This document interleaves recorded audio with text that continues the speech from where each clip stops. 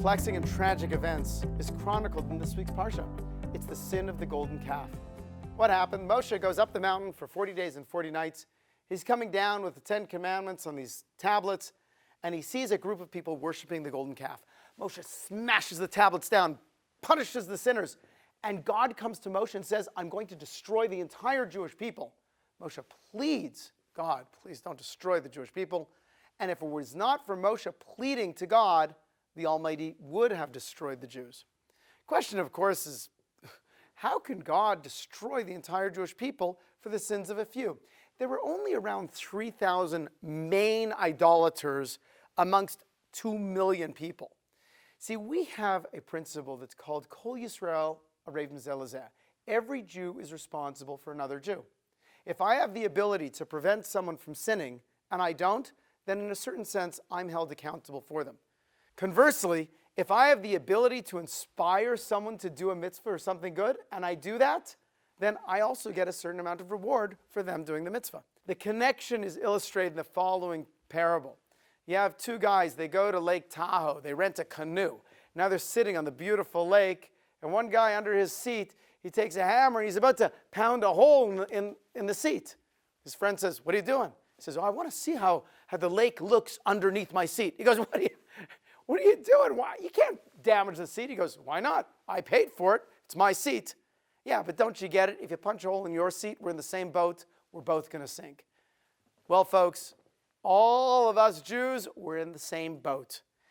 If we're helping each other, the boat will float. If we're not helping each other, if one person punches a hole in their seat, then we all sink together.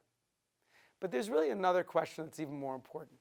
How could it be that with all the divine miracles that are going on, the Jewish people witnessed the destruction of Egypt, the 10 plagues, splitting of the sea, and the miracles that are going on right now, the manna falling from heaven, how could the Jews pick up and even some of them start worshiping a golden calf? That is very strange.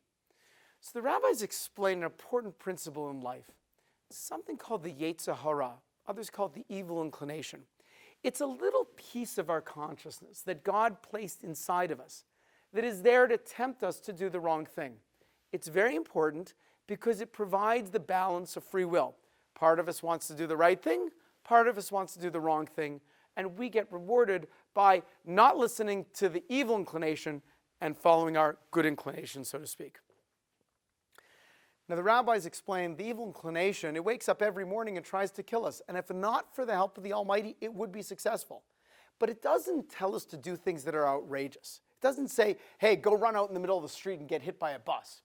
Rather, it will tell us something small. Let's go to this case of the worshiping of the golden calf. When Moshe did not come down from the mountain when the people thought he would, the word got out that he had died on the mountain. After all, he went up there by himself 40 days, 40 nights, didn't have any food and water with him, and now he didn't return when he should have. So the people, when thinking that their leader, Moshe, had died, they got confused, they got upset, they became saddened, they became depressed. And that whereas the rabbi of Karlin explains, depression is not mentioned in the Torah as a specific sin, there is nothing like depression to be a doorway to the most grievous of sins, even idolatry. The Talmud states that King Solomon, even though at one point he reigned over the entire world, he was kicked out for a period of time and he became so destitute that he reigned only over his walking cane. I believe the Talmud's telling us that even when he reigned only over his walking cane, he never lost sight of the fact he was a monarch. He always said, listen, at least there's one possession I'm ruling over. And as long as he did not become depressed and despondent, then he managed to work his way back up to the top. And again, he ended up ruling over the entire world. If you ever find yourself in a state of sadness or despondency, that is not the time to make any major life decisions. Rather, that's a time to let the clouds pass, raise your spirits, find good counsel, and then with a clear head, you can make those life decisions. The Jewish people fell prey to the Yetzer Hara, the evil inclination, because they allowed themselves to get a little confused and a little sad.